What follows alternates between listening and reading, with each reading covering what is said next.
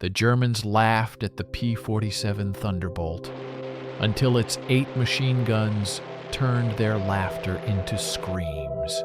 April 8, 1943, 27,000 feet above Caen, France. The oxygen mask can't hide Oberleutnant Ralph Hermiken's smirk. Through the crystal-clear canopy of his Focke-Wulf FW-190A5, he watches ungainly silhouettes claw toward his formation. A veteran ace of Jagdgeschwader 26, he studies the Americans making their combat debut over occupied Europe. "The Allies have sent us flying milk bottles," he radios to his wingman, laughing as the massive Republic P-47 Thunderbolts struggle for altitude. Below, 16 P-47C. Thunderbolts of the 4th Fighter Group lumber upward in tight formation. 2,000 horsepower Pratt and Whitney R2800 double wasp engines strain against 7 tons of airplane. To Germans raised on sleek Spitfires and nimble Soviet fighters, these corpulent machines look almost comical. Barrel-shaped fuselages under greenhouse canopies, wings that seem too small, propellers that dwarf anything in the Luftwaffe's inventory. What Hermiken doesn't know, what none of the circling German pilots can imagine, is this: they are witnessing the arrival of the weapon that will systematically destroy the Luftwaffe's fighter arm. Within 18 months, those milk bottles turn from a joke into an omen.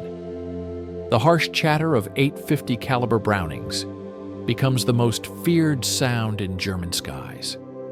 The math of destruction already hides in those broad wings. 3,400 rounds on board.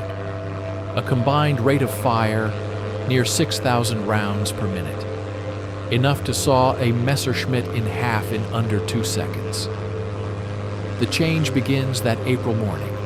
Major Donald Blakesley, commanding the 335th Fighter Squadron, spots a German formation setting up to attack. A former Eagle Squadron pilot, fresh from RAF Spitfires, he understands what his men do not. Survival in a Thunderbolt means abandoning everything they think they know about air combat. German designers chase light interceptors that climb and turn. Republic builds a high-altitude juggernaut, mass, power, and fire, to rewrite the rules of aerial war. Among 56 American pilots over France that morning are men who will become legends. But on April 8, 1943, they are novices in an unproven machine, facing the most experienced fighter force on Earth. Germans have fought since 1939 in Poland, France, Britain, and Russia. The Americans have exactly 0 days in combat.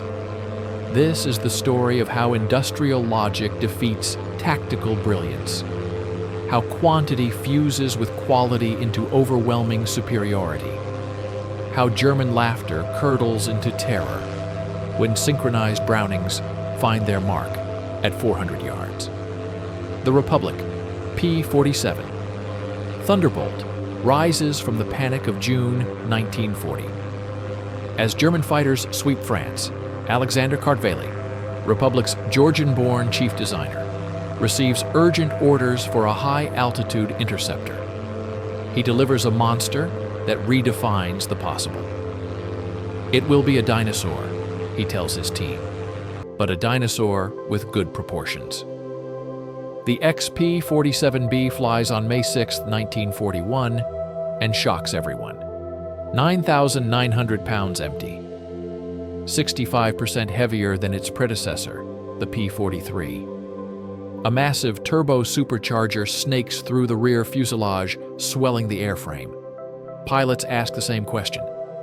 Does this thing even fly? It flies. And at altitude, it flies like nothing else. The 18-cylinder Pratt and Whitney R2800 holds full power at 27,000 feet, where German engines gasp. Exhaust-driven turbo supercharging delivers sea-level punch in stratospheric air. Major Hubert "Hub" Zemke, training the 56th Fighter Group at Bridgeport, initially hates the airplane. From September 1942 to January 1943, the unit loses 18 pilots and 41 airframes in training. The P-47 kills more Americans in practice than Germans will in the first months of combat. It ground loops on landing, torque rolls on takeoff. Dives so hard, pilots meet compressibility. Controls stiff with shock waves on the wings. But those who master it discover something extraordinary. Lieutenant Robert Johnson, an Oklahoma farm boy, later an ace with 27 victories, remembers his first flight. It was like strapping yourself to a locomotive. The power was unbelievable. You didn't fly it, you aimed it. Early combat, April to May 1943, confirms every German prejudice. The Thunderbolt can't turn with Focke-Wulf 190s, can't climb with Messerschmitt 109s. Luftwaffe pilots attack from below and force turning fights. Hauptmann Josef Pips, Priller of JG-26 reports. The new American fighter is meat for the slaughter. RAF observers suggest the Americans reconsider their mount. British jokes multiply, but something escapes German intelligence. Thunderbolts that fall have already taken impossible punishment. One airplane returns on May 4th with 21 cannon hits and more than 100 bullet strikes, damage that would shred a Messerschmitt or a Spitfire. The big air-cooled radial shrugs off hits that would freeze a liquid-cooled engine solid. And when P-47s do get guns on target, results are catastrophic. 8 guns converge into a zone of destruction. Unlike rifle-caliber pea-shooters or cannons with tiny ammo loads, the American fighter can sustain fire for over 30 seconds, an eternity in a dogfight.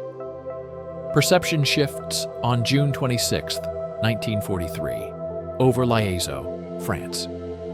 Second Lieutenant Robert S. Johnson of the 61st Fighter Squadron flies into legend. Returning from escort with 48 P-47s, the formation is bounced by 16 FW-190s from 2nd Gruppe, JG-26, led by Hauptmann Wilhelm Ferdinand Galland, younger brother of Adolf, a perfect dive from the sun. Johnson, tail end Charlie, takes catastrophic hits in seconds. The canopy shatters. Hydraulics spray the cockpit. The engine cowling tears away. Fire licks behind the panel. Wounded in nose and leg, he tries to bail out. A shell has welded the canopy track shut. He is trapped at 27,000 feet in a dying airplane. What follows defies everything. With oil-black windscreen, a shaking engine, and intermittent controls, Johnson levels the wreck and points it toward England. The P-47 keeps flying through damage that would turn any other fighter into falling scrap. Then it gets worse. A lone Focke-Wulf finds the crippled Thunderbolt limping toward the channel at under 170 miles per hour. The German slides in behind and opens fire. 4 20mm cannon, 2 13mm machine guns. When the cannon run dry, he rakes the Thunderbolt again with guns. Still it flies. He pulls alongside, stares at the shredded aircraft, salutes, and peels away, out of ammunition. Johnson lands at Manston. The engine dies on the runway. The crew chief stops counting holes after 200. A shell has burst inches from Johnson's head. Another has detonated against the armor plate behind his seat. 3 of 4 main longerons are shot through. Yet the aircraft brings him home. Shockwaves ripple through both air forces. American engineers realize they have underestimated their own creation. German intelligence refuses to believe. until multiple reports confirm the impossible. By July, Americans exploit the Thunderbolt's true strengths. Zemke's rule: don't turn with them. Don't climb with them low. Use your weight. Use your power. Use your guns. Mass becomes a weapon. In a dive, nothing can catch it. From 30,000 feet, the P-47 reaches 550 miles per hour. That speed turns back into altitude in a zoom climb. Captain Walker, Bud Mahurin, perfects boom and zoom, what pilots call the Thunderbolt turkey shoot. No more turning fights. Climb to 30,000. Roll inverted. Fall like a hammer. At the bottom, 8 heavy machine guns speak at once. Targets don't just fall, they disintegrate. August 17th, 1943, Schweinfurt and Regensburg. The deepest strikes yet. Range is still a limitation, even with drop tanks. But used properly, the Thunderbolt is terrifying. Major David Schilling, leading the 62nd Fighter Squadron, rolls from 28,000 onto Bf-110 destroyers, forming to hit the fortresses. A surviving German gunner recalls, "They came down like hammers from heaven. I hit a P-47's wing. It didn't even wobble. Then it fired, and the aircraft ahead simply came apart." 8 Bf-110s die in under a minute. Each P-47 carries 425 rounds per gun, 3,400 total, nearly 900 pounds of ammunition. Convergence is typically 300 yards. 8 streams braid into a 6-foot sphere. Inside that sphere, roughly 100 half-inch projectiles per second at about 2,900 feet per second. Gabreski says it best. Hit with all 8, they explode. Autumn 1943. Higher is better for the Thunderbolt. Worse for the Germans. Oberleutnant Hans Philipp, 206 victories, dies on October 8th at 28,000 feet over Bremont. Robert Johnson's clinical report: opened fire at 300 yards, 30-degree deflection. Observed strikes along fuselage. Enemy exploded. No parachute. Winter, 1943-44. P-47. D-22 arrives with a 13-foot Hamilton Standard paddle blade prop. Climb jumps to 3,000 feet per minute. Acceleration sharpens. Hauptmann Heinz Knoke writes, "The fat Americans have learned to climb. The new prop changes the sound." German troops identify Thunderbolts by thunderclap alone. Spring, 1944.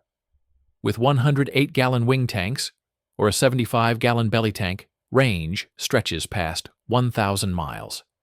They dump tanks and fight. Major Gunther Rahl.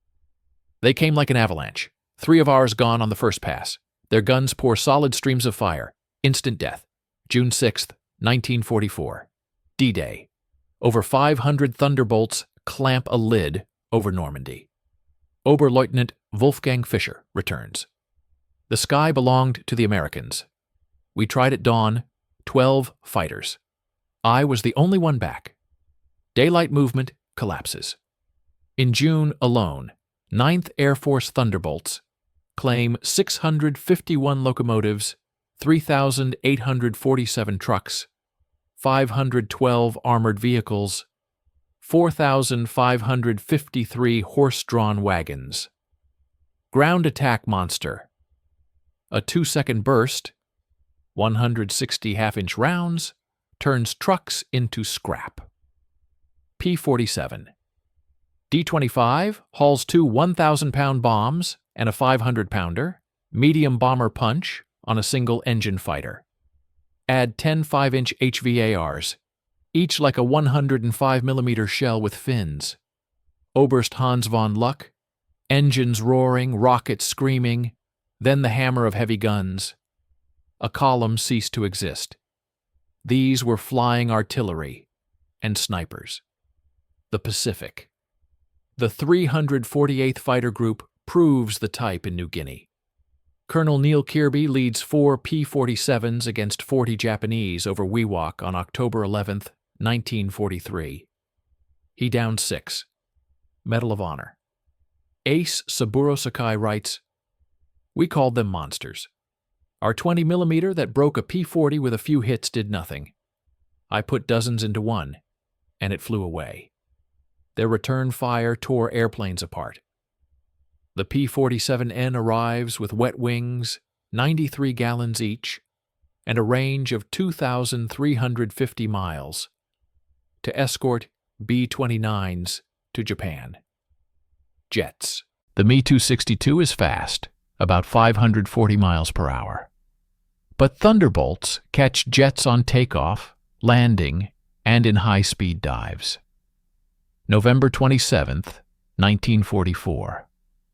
Lieutenant Colonel John C. Meyer dives from 28,000 and guns a jet at 400 yards. The Me-262 comes apart. By early 1945, P-47M variants with water methanol reach about 470 in level flight at 30,000 feet.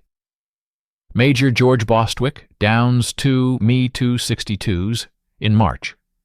"The jets are faster," he writes, "but they can't take punishment." Operation Bodenplatte.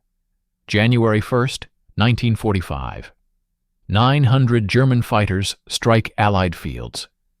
At Y-34, near Metz, the 365th Group loses 22 Thunderbolts on the ground. A captured pilot jeers. Major George Brooking points to crews clearing wrecks. "Tomorrow we'll have 40 new ones." "How long to replace your pilots?" Within 48 hours, factory-fresh P-47 D-40s line the ramp. The Luftwaffe loses 271 aircraft and 213 pilots. Irreplaceable. Allied losses: 134 aircraft, replaced within a week. Numbers decide the war. 15,683 Thunderbolts built. At peak, Farmingdale completes 1 per hour. Evansville, 500 per month. By 1944, each P-47D, 65,000 parts, 8 miles of wiring, 2,000 pounds of aluminum, 300 pounds of rubber. The engine alone, 2,400 components. Ammunition, 3,400 rounds per sortie. By mid-1944, over 10 million rounds per month. Lake City Arsenal alone, 30 million per month. Fuel, 100 gallons per hour in cruise, up to 300 in combat. 9th Air Force, 25 million gallons per month. Training, 30,000 pilots per year by 1944. A P-47 pilot arrives with 400 hours total, about 100 in advanced fighters. Germany sends youngsters with under 100 hours by war's end. 1945, collapse. By April, the Luftwaffe exists on paper. Fuel gone. Fields cratered. Veterans dead or captured. Gefreiter Klaus Bretschneider flies 1 combat mission over Leipzig. 4 Thunderbolts drop from above. I tried to turn. Too fast. The leader fired at 500 meters. The engine exploded. The wing separated. In my parachute, I watched 6 of ours die in under a minute. Medical officers call it Jabo fever. Ground troops panic at the first thunder rumble, the ledger of destruction. Europe. 3,752 German aircraft destroyed in the air. 3,315 on the ground. 86,000 rail cars. 9,000 locomotives. 6,000 armored fighting vehicles. 68,000 trucks. 60,000 horse-drawn vehicles. Pacific. 697 Japanese aircraft in the air. 150 on the ground. 1,500 vehicles. 150 locomotives. 9th Air Force. P-47s. 213,873 combat sorties, 120,000 tons of bombs, 135 million rounds, 60,000 rockets.